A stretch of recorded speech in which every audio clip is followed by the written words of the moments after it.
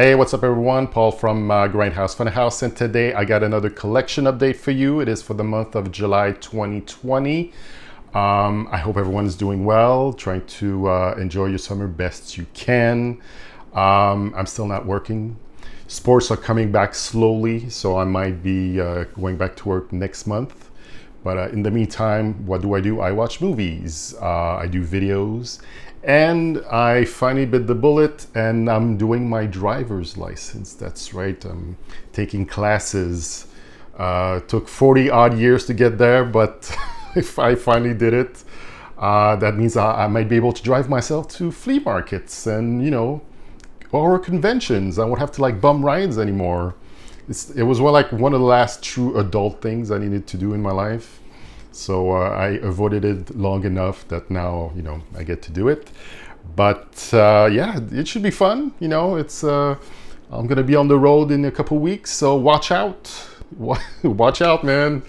All right, so for this update, there's no VHSs, there's no DVD, but there are Blu-rays and there are vinyl soundtracks. So I will start with the Blu-rays, and first up is the box set of Eurocrime from Koch Media. It's a German box set. There's a documentary and 3 Eurocrime Poliziotteschi movies. I won't talk about it much because I just shot an unboxing / review of this, and then it'll be the next video up after this one. So there you go, Eurocrime. Up next, since Second Spin sadly shut down, I believe it was last March or April, I needed to find another place to, you know, try to buy Blu-rays. I don't want to sell them the cheap, but, you know, cheaper, less expensive than other places. And Wow HD, that is my new portal for buying Blu-rays, and they really have good deals, especially for us Canadians. Shipping is free, which is great. So I did my first order last month, and they had a Warner Archive sale on a couple titles, and I had a few that I wanted to get. First up being Cleopatra Jones, right here, with the Deborah Dobson, kick-ass lady of the blaxploitation era.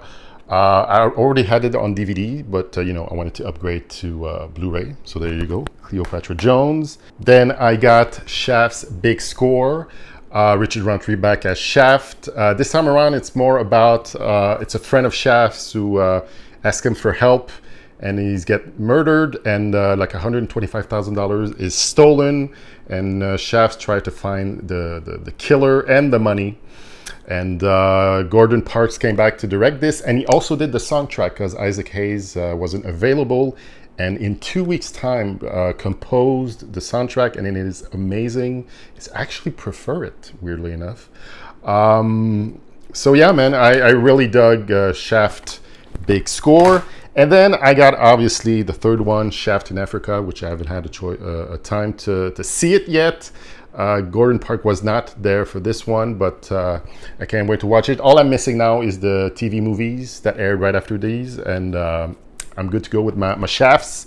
And then the last title I got from Warner Archive is Judgment Night, a great action thriller movie.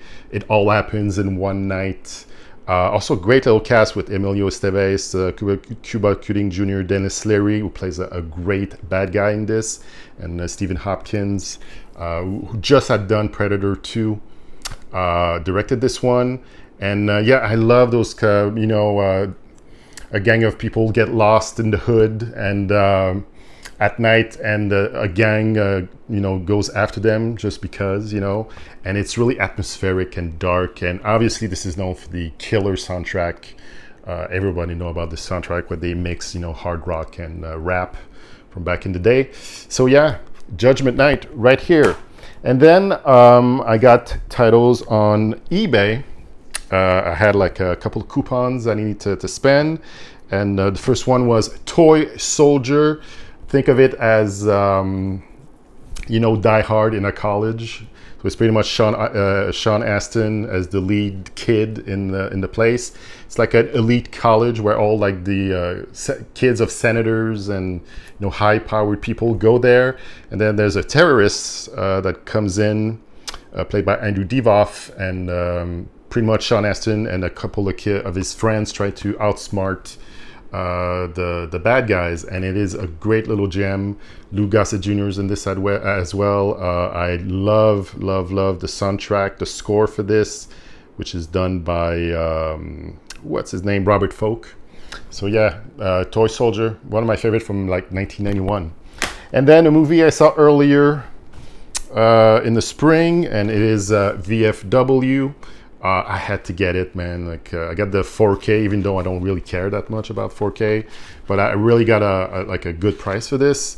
And I mean, just for the cast alone, William Sandler, Martin Cove, Fred Williamson, and it's Joe Begos that made this movie. He did also Bliss and a couple more movies. It's just a grimy, a violent, gory, a gang of like a drug kingpin, I guess, gets his drugs stolen from one of his people that takes this drug, and then they just go across the street from a bar there, and the girl that stole that drugs just hides there, and then shit's it blows up. So I actually want to do a review of this, even though a lot of people already did it, but I kind of want to revisit it and do a little thing about it. And then finally for the Blu-rays, I went on Amazon because why not? One that's been on my want list forever is Memoirs of an Invisible Man, a movie I actually saw in theaters. I believe it was in February of '92. I'm good with dates like that. It's John Carpenter. What I like about this movie, it's not very John Carpenter-esque. I mean, anybody else could have directed this, I guess, but the fact that it's him, and I usually like Chevy Chase, early 90s, and then down to the 80s. After that is all crap, pretty much. But I think he's actually pretty good in this movie. And the invisible effects in this movie from 1992 from Industrial Light and Magic was really ahead of its time, and it still holds up today. And there's also Daryl Hannah, who plays like the love interest in this, and there's Sam Neill as well, who collaborated later on with Carpenter. Yeah, it's a great little comedy, drama, sci-fi movie. If you've never seen it, I would recommend it. And finally, a slasher from the, I believe is it late 70s? Yeah, mid 70s, 1976. Alice, Sweet Alice, the first movie from with Brooke Shield in it. I just look at this beautiful cover. The artwork on this is it's the first time the actual like artwork commission from like Arrow Video is actually better than the actual original artwork. But yeah, I've yet to see it. I just got it like last week, so I haven't had a chance to get around to it. But I cannot wait to check it out. Alice, Sweet Alice. So all right, that is it for Blu-rays. On to vinyl soundtracks. For vinyl soundtracks, I got really lucky. My favorite store here in Montreal for vinyl, 33 Tours. We can't go in the stores anymore, but they now put everything they got online. So any new vinyls they get in stores goes right away online, and you have to be really quick. Like every Saturday morning, I'm like on the page, just like what did they put on, and then I got some really good titles. First one being, and funny enough, it is Chef's big score. Like I said earlier, it's Gordon Parks that did the score in the span of 2 weeks, and it is quite good. I've already listened to it a couple of times. Look at this beautiful cover right here. It's just amazing.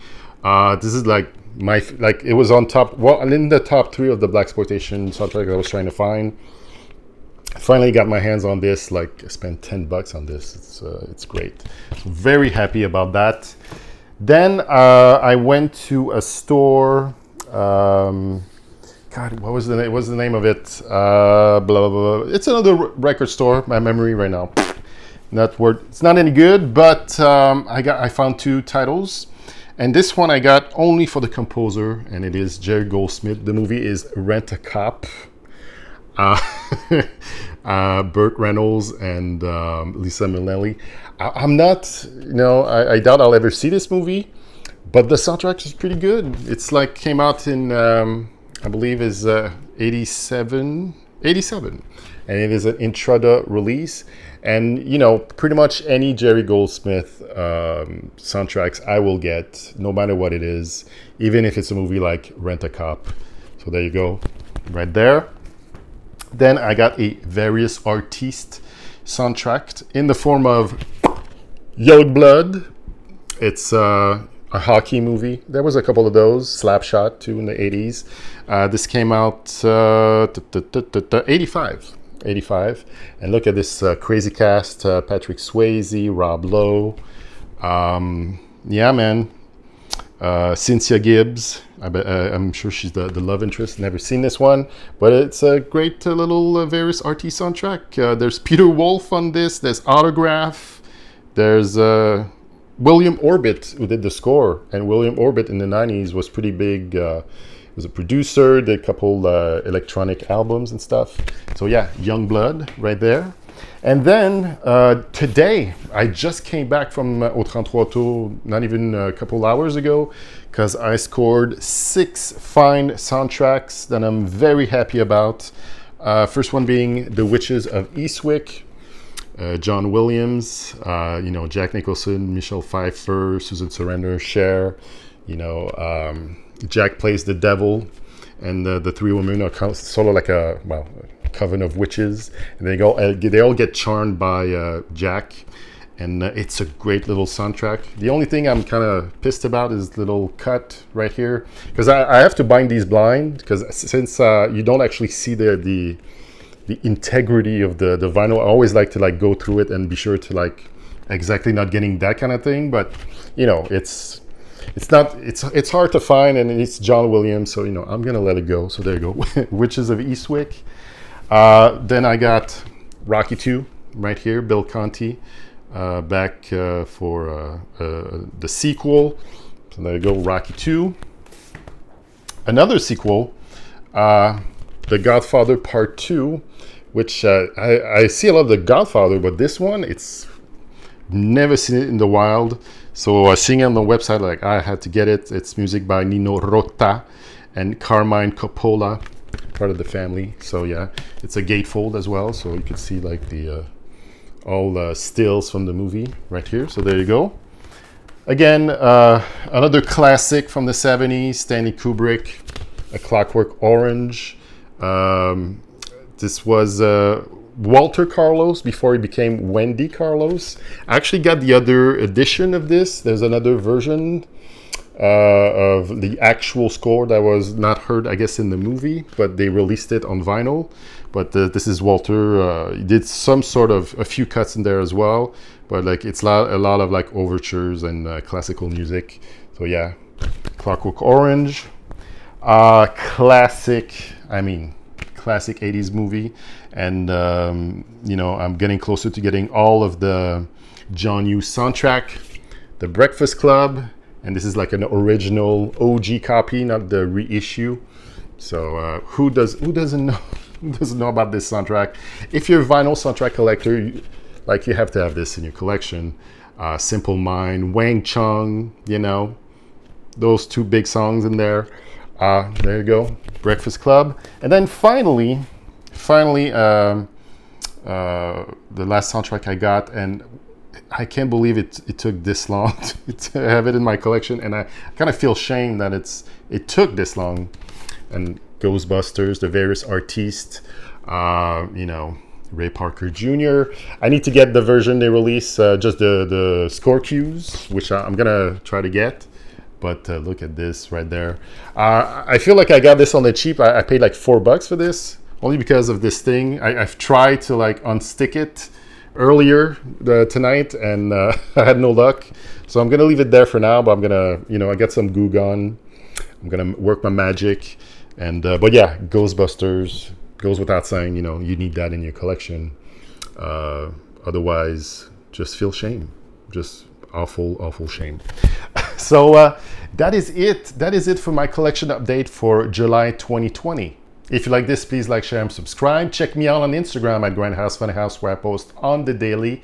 I'm on Reddit now, where I post about new Blu-ray releases, cool events coming up, all that good stuff. In the comment section below, let me know what you got last month. Any cool vinyls, any cool Blu-rays, anything better than my shit that, that I just show you. I want to see. Show me. Stay tuned for more videos coming up. I got Fantasia Film Festival that's coming at the end of the month. I'll be doing a lot of reviews for that. I got the unboxing of the Eurocrime box set I talked about earlier, and I have this new series I'm working on that I'll be shooting outside of this room.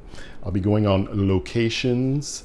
I cannot wait to show you these videos. It will be very awesome if they turn out the way I want them to. So thank you for watching, and I'll say to you, ciao bye for now.